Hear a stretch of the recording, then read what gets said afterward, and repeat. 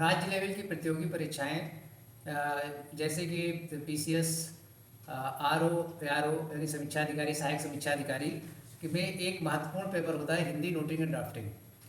जहाँ तक मैंने देखा मार्केट में हिंदी नोटिंग ड्राफ्टिंग पे कोई बहुत ही ऑथेंटिक मैटर बहुत स्पष्ट रूप से और एक जगह कंसोलिडेटेड वे में नहीं मिलता। इसलिए मैंने प्रयास किया है कि हिंदी नोटिंग ड्राफ्टिंग विषय पर एक संक्षिप्त पुस्तक टू द पॉइंट लिखे जो प्रतियोगी परीक्षाओं में प्रतिभागियों के लिए और जो शासकीय कर्मचारी हैं, अधिकारी हैं, उनको भी नोटिंग ड्राफ्टिंग विषय में हेल्प करे, बहुत यूज़फुल हो। इसके लिए मैंने ये दिया है, ये प्रस्तावना पहले इसकी इस एक पुस्तक के रूप में जो मैंने इसको बनाने का प्रयास किया है। तो इसमें प्रस्तावना में मैंने ये बात लिख दी है कि मैंने जो अपने शासकीय जीवन का, मैं विशेष सचिव उत्तर प्रदेश शासन था, मैंने उसमें अपने जो प्रैक्टिकल अनुभव देखा और मैंने ट्रेनिंग फैकल्टी में भी मैं 11 साल करीब रहा प्रशिक्षण के क्षेत्र में, तो सैद्धांतिक और व्यवहारिक दोनों अनुभव मुझे इसका प्राप्त था। तो मैंने ये सोचा कि इस विषय में कुछ लिखूं जिससे कि इसमें प्रतियोगी जो परीक्षाएं हैं उसमें इस विषय पर ये पुस्तक बहुत ही यूज़फुल हो। मार्केट में मैंने देखा सामान्यतः इस पर का मैटर अवेलेबल नहीं है।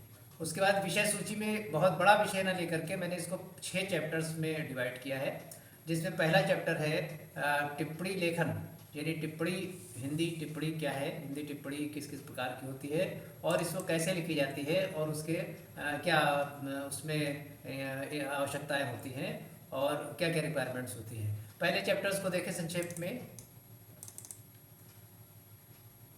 देखिए ये मैंने यहाँ से लिया कि टिप्पणी क्या होती है, टिप्पणी की में प्रमुख सावधानियाँ क्या बरतनी चाहिए, टिप्पणी लिखते समय आवश्यक बातें क्या होती हैं, टिप्पणियाँ विभिन्न प्रकार की होती हैं, ये क्या इसके रिक्वायरमेंट्स हैं, क्या उसमें चीज़ें होनी आवश्यक है, देखनी रहती है। इसमें भाषा की दृष्टि से और प्रक्रिया की दृष्टि से क्या क्या चीज़ें होनी चाहिए और क्या क्या चीज़ें नहीं होनी चाहिए, इस पर इसका बहुत ही विस्तार से उल्लेख मैंने किया है। ये सब चैप्टर 1 में है। उसके बाद टिप्पणी में कि उसका मॉडल भी मैंने लगा दिया, इसके नमूना कि कोई कोई कोई लेटर है, कोई पत्र है, उस पर टिप्पणी कैसे लिखी जाए। ये देखिए उसमें नमूना मैंने दिया आगे, दूसरा नमूना, ये एक चैप्टर हुआ। उसके बाद फिर दूसरा चैप्टर जो बहुत ही इंपॉर्टेंट चैप्टर है कि ड्राफ्ट कैसे तैयार किया जाए। डिफरेंट टाइप के जो फॉर्म्स ऑफ करेस्पॉन्डेंस होते हैं हिंदी के आपके, उनमें उनको ड्राफ्ट कैसे बनाए। पहले मैंने सैद्धांतिक बातें बताई उसमें कि ड्राफ्ट तैयार करने में क्या क्या रिक्वायरमेंट होते हैं, ये सबको मैंने बहुत ही इसको पेन डाउन किया है। उसके बाद मैंने ये बताया है कि जो शासकीय पत्राचार होते हैं, जो शासकीय मतलब कहना चाहिए कि कार्यालयों में प्रयोग किए जाते हैं, वो कितने प्रकार के हो सकते हैं। जो सबसे इम्पोर्टेंट उसमें है और ऑलमोस्ट सभी हैं, वो सब मैंने इसे 14 कैटेगरीज में किया है, 14 नामों से वही है। इनमें से सबका ये दिया है कि ये किस अवसर पर लिखा जाए, किस अवसर पर किस शासकीय पत्र का प्रयोग किया जाए, कहाँ पर शासकीय पत्र होगा, कहाँ पर शासनादेश होगा, कहाँ पर कार्यालय आदेश होगा, कहाँ पर प्रेस विज्ञप्ति होगी। और इसमें विधिवत मैंने दिया है कि इसकी भाषा क्या होनी चाहिए, इसको तैयार करने में हम क्या क्या सावधानियाँ बरतें, और फिर इनके सबके प्रारूप मैंने लगा दिया आगे कि किस प्रयोजन के लिए प्रयोग किए जाते हैं और प्रयोग करने में क्या क्या सावधानी बरती है। एग्जाम में यही पूछा जाता है कि इस विषय पर आप एक वो बनाइए, पत्र बनाइए, एग्जाम में भी और अपने शासकीय कार्यालयों में भी। देखिए फिर जैसे शासनादेश है, शासनादेश है, उसके बाद शासकीय पत्र है, इनके सबके फॉर्मेट दिए हुए हैं, कोई भी होगा। तो उसके बाद ये कि एग्ज़ाम में जो प्रश्न आते हैं कि पर्टिकुलर बताया कि इस पर आप शासकीय पत्र बनाइए, शासनादेश बनाइए, उस पर मैंने करीब 5 पत्र, 5 उसमें अभ्यास प्रश्न लगा करके और 5 के उत्तर उसमें बना दिए, उत्तरालेख।